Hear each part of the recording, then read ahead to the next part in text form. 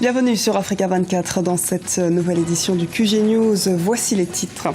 L'enquête sur les attentats du 15 juin progresse au Tchad. Des documents, des ceintures d'explosifs et des téléphones portables de différents suspects ont été saisis.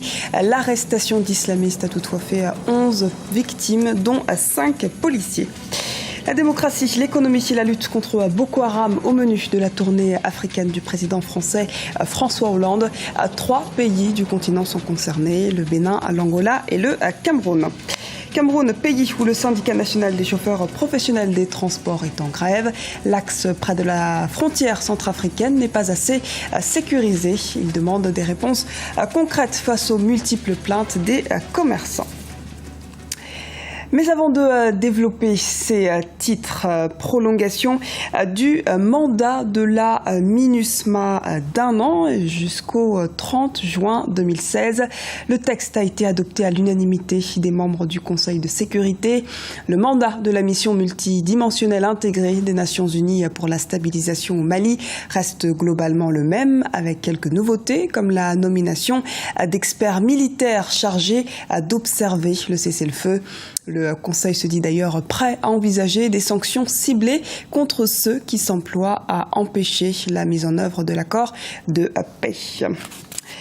Enquête sur les attentats du 15 juin au Tchad. Le procureur a annoncé ce dimanche avoir démantelé une cellule terroriste et procédé à plusieurs arrestations. Durant l'opération, l'un des kamikazes appréhendés s'est fait exploser à bilan 11 morts, comme nous l'explique Arwa Barkala. La police tchadienne paye encore un lourd tribut dans sa lutte contre le terrorisme. 5 policiers ont péri lors de l'arrestation d'un présumé complice des attentats du 15 juin 2015. Ce matin du lundi 29 juin, le kamikaze décide d'échapper à son interpellation en se faisant exploser, sacrifiant 6 autres de ses complices et faisant au total 11 victimes. Le fait d'avoir démantelé une cellule dormante de Boko Haram, c'est une victoire pour le gouvernement tchadien. C'est-à-dire qu'ils ont pris bien sûr la mesure extérieure et débusquer comme ça un réseau dormant, c'est signe de l'efficacité du combat qui est mené en interne contre Boko Haram. Une importante quantité d'explosifs a été découverte dans cette cellule d'un quartier est de la capitale tchadienne. L'opération de démantèlement fait suite à l'arrestation d'un homme présenté dimanche 28 juin au soir comme le cerveau présumé de Boko Haram pour le Tchad et le Cameroun. L'acte suicidaire du terroriste signe encore une fois une faiblesse de la stratégie militaire de Boko Haram. C'est vrai que les terroristes pouvaient être arrêtés, donc pouvaient être interrogés et puis donner des informations. On préférait justement, comme c'est souvent dans leur pratique, dans leur méthode, se faire exploser et puis comme ça entraîner aussi la mort des policiers. Et donc, comme ils sont aussi dans la logique du martyr, pour eux, c'est pas une mauvaise chose, mais c'est vraiment une défaite de Boko Haram. Les téléphones portables de différents suspects ont trahi l'une des cellules du réseau Boko Haram, composée de plusieurs nationalités.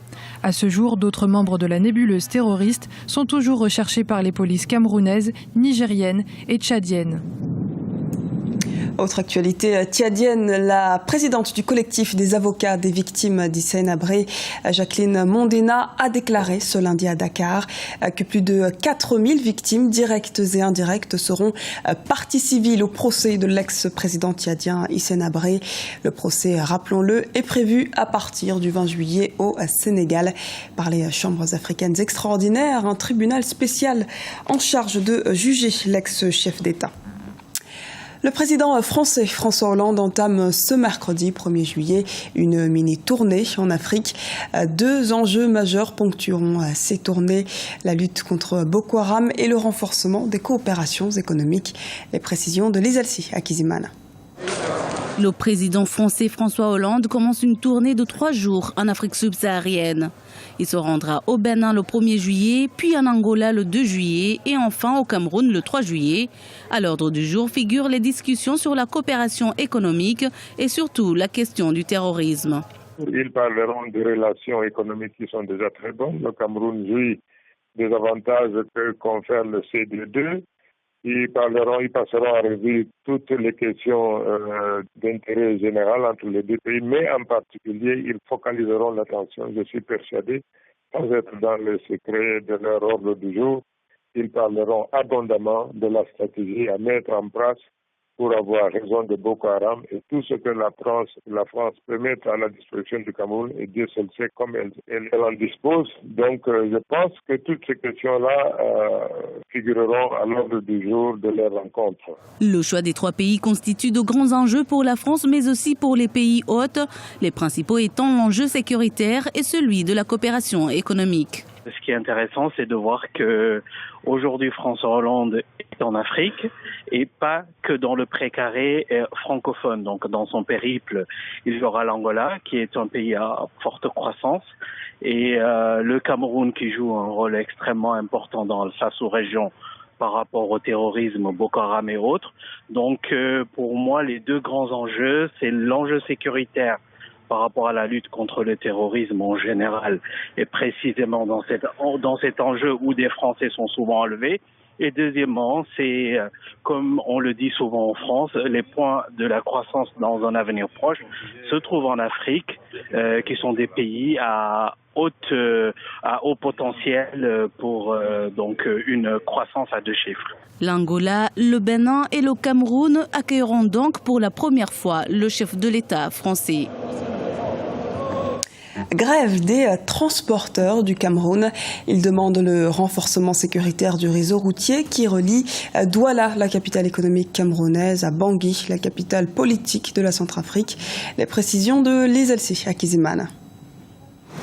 Le syndicat national des chauffeurs professionnels des transports du Cameroun est en grève depuis ce lundi 29 juin. Et pour cause, l'insécurité des convois de marchandises sur le corridor Douala-Bangui et Garoua-Boulaye. En un mois, plus de 7 camions ont été vandalisés et 2 autres brûlés. La loi 92/007 du 14 août 1992 de Code du travail stipule que nous avons le droit, après avoir usé de tous les recours possibles au dialogue, on a le droit de gréver. Et même la Convention 87 et la Convention 98. Donc c'est pour ces raisons aujourd'hui que nous avons opté à aller en grève, puisque personne ne veut nous écouter, personne ne veut savoir de quoi on pleure. Et je suis vraiment pas content de dire qu'on va aller à la grève, mais c'est nécessaire, il faut qu'on aille en grève. Plus de 12 000 conducteurs sont concernés par cette grève. Le problème d'insécurité en République centrafricaine reste le centre des préoccupations des grévistes. Malgré les initiatives et les actions du passé, les questions de réconciliation, de séparation et de recherche de la vérité pour une véritable paix, les principaux défis que connaît la République centrafricaine demeurent. Si à Bangui, la tâche semble plus facile, ce n'est pas le cas de toutes les localités de l'arrière-pays. L'ouest, le nord, l'est, le sud et le centre. Pour ne pas parler que de l'axe d'Aramboulaye. Des zones qui ont été fortement touchées par les affrontements armés et où les tensions communautaires sont encore perceptibles, tandis que les anciens rebelles confondus font ce qu'ils veulent et sont largement encore perçus comme des forces d'occupation faute d'une volonté politique. L'économie de la RCA dépend largement du réseau routier long de 28 000 km. Le corridor Bangui-Douala de plus de 1500 km constitue la principale voie de transit de marchandises à partir du port de Douala, la capitale économique du Cameroun, vers Bangui, la capitale politique de la République centrafricaine.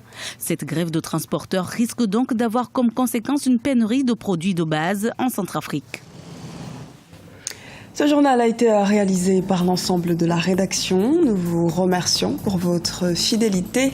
À retrouver dans un instant une nouvelle édition du QG News sur Africa 24.